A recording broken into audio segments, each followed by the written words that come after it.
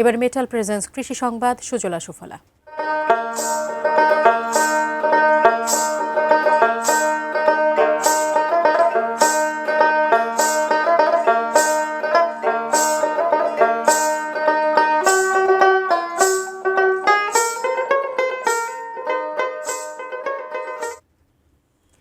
জৈব ও পরিবেশ বান্ধব প্রযুক্তি ব্যবহার করে লাউ উৎপাদনে তাক লাগিয়েছেন দিনাজপুরের এক কৃষক।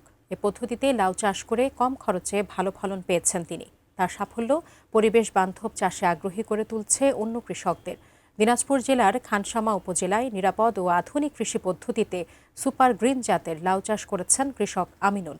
জৈব সার ও পরিবেশ বান্ধব বালাই দমন পদ্ধতি ব্যবহার করে বাম্পার ফলন পেয়েছেন তিনি। তার উৎপাদিত লাউ খেতে সুস্বাদু হওয়ায় বাজারেও রয়েছে ব্যাপক চাহিদা। এখন ক্ষেত থেকেই কিনে বাজারে তুলছেন পাইকাররা। আমিনুল জানান, চলতি মৌসুমে 1 একর জমিতে লাউ চাষ করে এরই মধ্যে 1.5 লাখ টাকার ফসল বিক্রি করেছেন তিনি। আশা করছেন আরও কয়েক লাখ টাকা আয়ের।